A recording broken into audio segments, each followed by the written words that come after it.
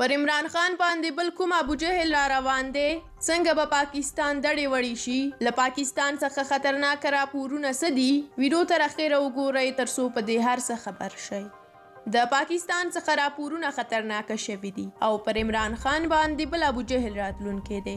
پاکستانی شنونکي وایي چې عمران خان اوس د پوځ ملاتړ له لاسه ورکړی او زیاته کړې ده چې اوس هغه عمران نه دی. ویل کېږي چې پوځ اوس بیرته د نواز شریف د بیا راتلو هڅې کوي. پر همدې مهال اوس د پاکستان واکمن عمران خان د اوازې او ګنګوسو ته سخت غبرګون ښودلی دی او زیاته کړې ده چې په پاکستان کې د یو مجرم د بخښلو هڅې کیږي او په دې سره هغه هم حیران دی چې یو سزا شوی کس څنګه بخښل کیږي. د پاکستان د اطلاعات وزیر فواد چودھری هم د عمران خان د خبرو پخلی کړی دی او زیاته کړې ده چې هغه په دې زیاته حیراني ښودلې ده چې څنګه نواز شریف بخښل کیږي او د هیواد د لومړي وزیر کېدلو څلورم چانس ترلاسه کوي. له دې څخه داسې ښکاري چې د پاکستان سیاست هم د اقتصاد غوندې دړې وړې کیږي او ماتې به خوري.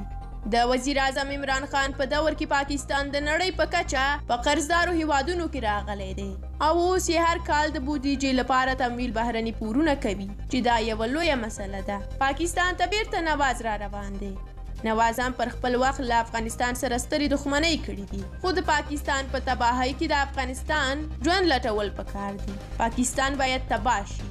دا له واقعیته لرې خبره نه ده ځکه چې عمران خان د دې موضوع په هکله حساسیت ښکاره کړی او سخت غبرګون یې وښوده چې یو مجرم څنګه قانون بخښلی شي او د څلورم ځل لپاره بیا څنګه نواز شریف د پاکستان صدر اعظم کیدلی شي.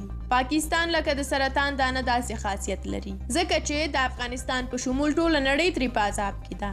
که دغه د سرطان دانه ختمه شوه نو افغانان به ډېر خوشحاله شي. ستاسو له ملتیا هم ډېره زیاته مننه. تاسو هم خپل نظریات را سره شریک کړئ. د لا ډېرو ویډیوګانو لپاره سول افغان یوټیوب چینل سبسکرایب هیر نه کړئ. زموږ څخه د ملاتړ لپاره ویډیو لایک کړئ. تر بیا ښه وخت ولرئ. د خدای په امان.